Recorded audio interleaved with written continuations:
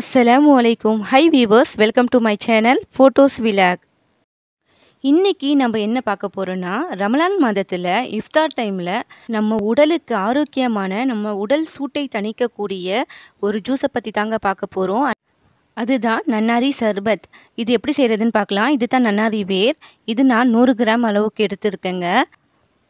அடுத்ததா நான் 100 கிராம் அளவுக்கு இந்த நன்னாரி வேரை நல்லா நெசுக்கி நைட்டே நான் ஊற போட்டுக்கிட்டேன். 1 லிட்டர் தண்ணியில் ஊற போட்டுக்கோங்க. இதை காலையில் 1/2 லிட்டராக நல்லா சுண்ட விட்டுங்க. இதை இப்போது நான் 1/2 லிட்டராக சுண்ட விட்டு வச்சுக்கிறேன். இதுக்கு நான் 4 கிலோ அளவுக்கு சீனி எடுத்துருக்கேங்க. அதாவது ஒயிட் சுகர் எடுத்துக்கோங்க. நான் 1/2 லிட்டர் நன்னாரி வேர் தண்ணி வச்சுக்கிறோம் இல்லையா, இப்போ அதுக்கு நம்ம 3.5 லிட்டர் தண்ணியை ஒரு சட்டியில் நல்லா கொதிக்க விட்டுக்கலாம். இதுக்கு நான் கொஞ்சமாக பிரியாணி பவுடர் சேர்த்துக்கிறேங்க. இது உங்களுக்கு பிடிக்கலைன்னா ஸ்கிப் பண்ணிக்கலாம். இப்போது நன்னாரி வேரை நல்லா சுண்ட வச்சுக்கிறோம் இல்லையா, இதை இப்போ இது கூட ஊற்றிக்கலாங்க. இந்த தண்ணி கொதிச்ச பிறகு தான் இதில் இதை ஊற்றணும். இதை மூடி போட்டு நல்லா கொதிக்க விட்டு எடுத்துக்கோங்க.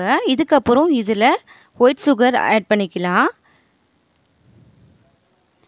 இப்போ நம்ம எடுத்து வச்ச 4 கிலோ சீனியையும் இதில் போட்டு நல்லா கிளறி விட்டுக்கோங்க.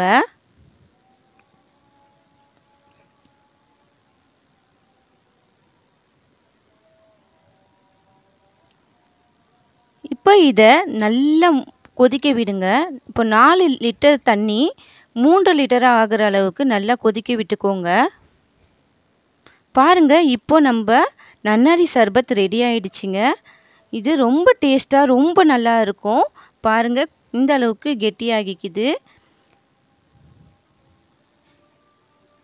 இப்படி தாங்க இருக்கணும். கண்டிப்பாக நீங்கள் செஞ்சு பாருங்கள். ரொம்ப நல்லா வரும். ரொம்ப வாசமாக ரொம்ப நல்லா இருக்குங்க.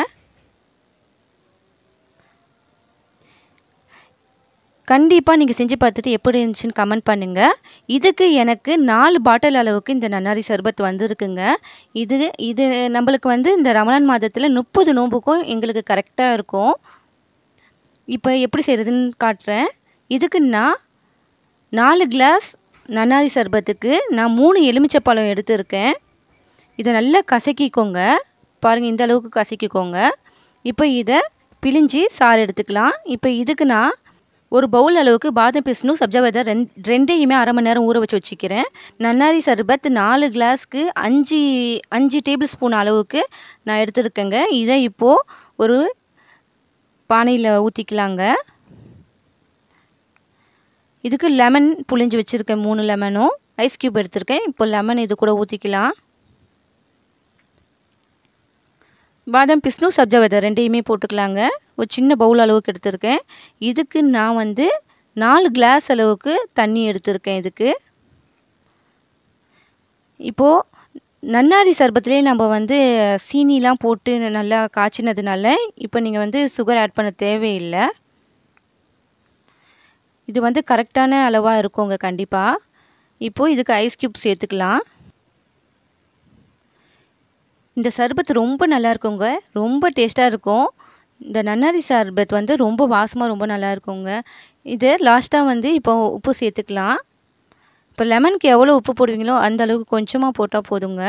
இப்போ நம்ம நன்னாரி சர்பத் ரெடி ஆகிடுச்சு. பாருங்கள், பார்க்கறதுக்கு ரொம்ப நல்லா இருக்குது. கண்டிப்பாக நீங்கள் செஞ்சு பார்த்துட்டு எப்படி இருந்துச்சுன்னு எனக்கு கமெண்ட் பண்ணுங்கள். இந்த வீடியோ உங்களுக்கு யூஸ்ஃபுல்லாக இருந்தால் லைக் பண்ணுங்கள், கமெண்ட் பண்ணுங்கள், சப்ஸ்கிரைப் பண்ணுங்கள். தேங்க்ஸ் ஃபார் வாட்சிங். அஸ்ஸலாமு அலைக்கும் வரஹ்மத்துல்லாஹி வபரகாத்துஹு.